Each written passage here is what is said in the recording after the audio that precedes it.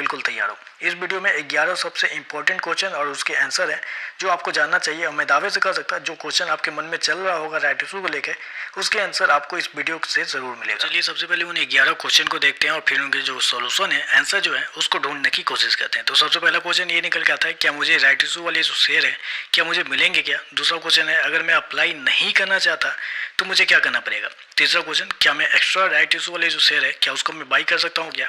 चौथा क्वेश्चन निकलता है, क्या राइट इशू वाले जो शेयर है क्या वो फ्री में मिलते हैं क्या।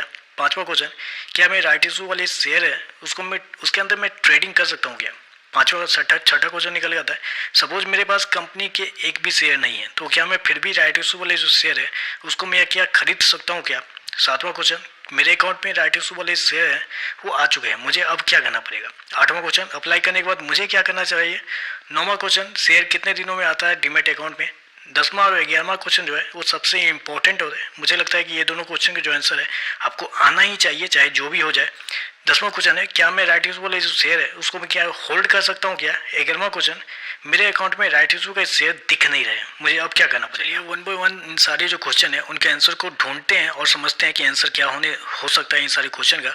सबसे पहला क्वेश्चन है, क्या मुझे राइट इशू वाले जो शेयर है मिलेंगे क्या। बिल्कुल मिलेंगे, अगर आपने कंपनी के शेयर को रिकॉर्ड डेट तक अगर आपने होल्ड किया हुआ है अपने डीमेट अकाउंट में तो आपको जरूर मिलेगा। अगर सपोज कीजिए 26 तारीख रिकॉर्ड डेट है, 27 तारीख रिकॉर्ड डेट है, अगर आपने 27 तारीख के मॉर्निंग तक अगर आपने होल्ड किया है, 27 तारीख को अगर आप बेच भी देते हैं, रिकॉर्ड डेट के दिन बेच भी देखते हैं, फिर भी आपको राइट इशू वाले जो शेयर है वो आपके अकाउंट में क्रेडिट कर दिए जाएंगे कंपनी की ओर से। दूसरा क्वेश्चन, अगर मैं अप्लाई नहीं करना चाहता हूँ तो मुझे क्या करना पड़ेगा।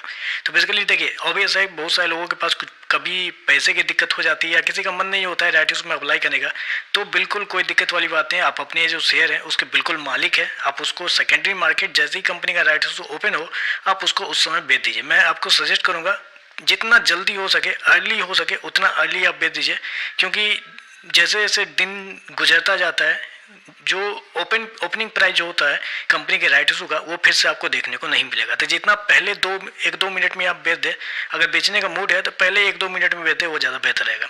तीसरा क्वेश्चन, क्या मैं एक्स्ट्रा राइट इशू वाले जो शेयर है उसको बाई कर सकता हूँ क्या। बिल्कुल कर सकते हैं, इसमें कोई दिक्कत वाली बात नहीं है। आप एक्स्ट्रा अगर आपके पास ऑलरेडी शेयर है राइट इशू के और आप चाहते हैं कि थोड़ा बहुत और एक्स्ट्रा शेयर आप बाई करें, बिल्कुल बाई कीजिए, कोई दिक्कत नहीं है। आप आरी शेयर बाई कर लीजिए सेकेंडरी मार्केट से जो आपको मिल रहा होगा, और फिर नेट बैंकिंग के थ्रू उसका भी एक्स्ट्रा जो पेमेंट है वो आप कर दीजिए, फिर आपके अकाउंट में परमानेंटली वो शेयर क्रेडिट कर दिए जाएंगे। चौथा क्वेश्चन, क्या राइट इशू वाले जो शेयर है वो फ्री में मिलते हैं क्या। देखिए बहुत सारे लोगों को ये कन्फ्यूजन रहता है कि कंपनी के राइट इशू वाले शेयर फ्री में मिल रहे हैं, फ्री में नहीं मिलता है। याद रखिए फ्री में कुछ नहीं मिलता है। सपोज कीजिए कि 27 तारीख को रिकॉर्ड डेट है कंपनी के राइट इशू का, ठीक है। 26 तारीख को एक शेयर है जो क्लोज होता है 37 रुपये पे, तो क्या 27 तारीख को वो ओपन होगा 37 रुपये पे। जी नहीं, बिल्कुल नहीं। रिकॉर्ड डेट के दिन प्राइस के अंदर थोड़ा सा एडजस्टमेंट आपको देखने को मिलेगा, वो शेयर 10 से 15%, 20% के डिस्काउंट पे भी आपको ओपन होता हुआ देखने को मिला। 37 रुपये के क्लोजिंग हुआ था तो आपको 33 से 34 रुपये के आसपास पे भी आपको ओपन होता हुआ देखने को मिला। तो याद रखिएगा प्राइस जो होता है वो एडजस्ट किया जाता है, फ्री में आपको कुछ भी नहीं दिया जाता है कंपनी की ओर से। पांचवा क्वेश्चन, क्या मेरा राइट इशू वाले शेयर है उसके अंदर ट्रेडिंग कर सकता हूँ क्या। बिल्कुल कर सकते हैं, कोई दिक्कत वाली बात नहीं। Just like normal share trade होता है वैसे भी आप कर सकते हैं। हालांकि कुछ राइट इशू वाले शेयर में आपको इंट्राडे अलाउ नहीं रहता है, तो आप उसको BTST कर सकते हैं, आज खरीद के कल बेच सकते हैं, उसमें कर सकते हैं, कोई दिक्कत वाली बात नहीं। लेकिन याद रखिएगा क्लोजिंग डेट जो है राइट इशू का उससे पहले आपको बेचना पड़ेगा, अगर आप नहीं बेचेंगे तो दिक्कत हो सकती है। छठा क्वेश्चन निकल के आता है, सपोज मेरे पास कंपनी के शेयर बिल्कुल भी नहीं है। मेरे पास सपोज कीजिए कि अभी साउथ इंडियन बैंक का राइट इशू चल रहा है, मेरे पास साउथ इंडियन बैंक के एक भी शेयर मेरे अकाउंट में नहीं है, क्या मैं फिर भी राइट इशू शेयर को बाई कर सकता हूँ क्या। बिल्कुल कर सकते हैं। आप आपके पास दो ऑप्शन है। पहला ऑप्शन है कि आप राइट इशू वाले शेयर है उसको आप बाई करते हैं, तो या तो उसको क्लोजिंग जो होने वाला है, क्लोजिंग डेट है 15 तारीख, उससे पहले आप उसको सेल कर दीजिए उसी मार्केट में जहाँ से आपने बाई किया है। या दूसरा ऑप्शन है कि आपने आरी से तो बाई कर लिया, आप उसके पास आपके ऑप्शन है कि आप उसको नेट बैंकिंग के थ्रू आपको पेमेंट करना पड़ेगा, पेमेंट कर दीजिए, फिर उसके बाद वो शेयर जो है आपके क्रेडिट कर दिए जाएंगे परमानेंटली आपके डीमेट अकाउंट में। तो दो ऑप्शन है आपके पास, या तो उसको बेच दे या उसको आरी शेयर को कुछ प्रीमियम जो है कंपनी का वो दे के आप उसको परमानेंट करवा लें। सातवां क्वेश्चन निकल के आता है, मेरे अकाउंट में राइट इशू शेयर आ चुके हैं, मुझे अब क्या करना चाहिए। तो जैसा कि मैंने आपको पहले बताया कि या तो उसको आप सेकेंडरी मार्केट में बेच दीजिए या उसको नेट बैंकिंग के थ्रू पेमेंट करके उसको जो टेम्परेरी शेयर है उसको आप परमानेंट करवा सकते हैं। तो आपके पास दो ऑप्शन है, आपके अकाउंट में शेयर आ चुके हैं तो आपके पास दो ऑप्शन है, या तो उसको बेच दे या उसको नेट बैंकिंग के थ्रू अप्लाई करके उसको क्रेडिट करवा लें। 8वां क्वेश्चन, अप्लाई करने के बाद मुझे क्या करना होगा। सपोज कीजिएगा आपके पास आरई शेयर आ चुके हैं, आपने उसको अप्लाई भी कर दिया, नेट बैंकिंग के थ्रू पेमेंट भी करवा दिया।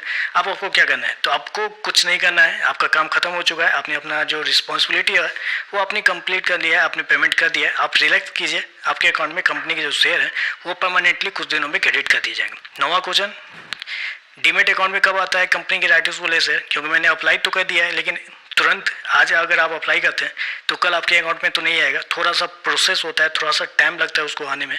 तो कितना टाइम लगता है, तो बेसिकली 7 से 10 दिन लगते हैं डीमेट अकाउंट में क्लोज, जब राइट इशू कंपनी का क्लोज होगा उसके बाद 7 से 10 दिन लगते हैं वो शेयर आपके अकाउंट में क्रेडिट होने में। तो याद रखिए थोड़ा सा टाइम। सबसे इंपॉर्टेंट क्वेश्चन निकल के आता है कि क्या मैं राइट इशू वाले शेयर है क्या उसको मैं होल्ड कर सकता हूँ क्या। बिल्कुल नहीं कर सकते। मैं विश्वास मानिए इस क्वेश्चन की वजह से लोगों के लाखों रुपए मैंने बर्बाद होते हुए देखे हैं। जी हाँ, लाखों रुपए, क्योंकि लोगों को पता नहीं रहता है इस क्वेश्चन का आंसर कि राइट इशू वाले शेयर है वो टेम्पररी होता है। टेम्पररी होता है, आपके अकाउंट में कुछ समय के लिए ही आता है। आपके पास 2 ऑप्शन रहता है, या तो आप उसको बेच दीजिए मार्केट में, जो वहाँ से आपको मिला है वहाँ बेच दीजिए उसको, क्लोज होने से पहले राइट इशू का जो क्लोजिंग डेट होता है कंपनी की तरफ से उससे पहले आप बेच दीजिए उसको। अगर आप नहीं बेचते हैं तो अप्लाई कर लीजिए। इन दोनों में से अगर आप कुछ नहीं करते हैं तो विश्वास मानिए आपका जो राइट इशू वाला शेयर है आप नहीं बेचते हैं, नहीं अप्लाई करते हैं, तो राइट इशू क्लोज होने के अगले दिन वो जीरो हो जाएगा। आपका जो इन्वेस्टमेंट अमाउंट था वो जीरो हो जाएगा, आपके जो पैसे हैं वो बर्बाद हो जाएंगे। कोई रिफंड भी नहीं होता है, क्योंकि बिल्कुल लीगल है। कंपनी का जो टर्म्स एंड पॉलिसी है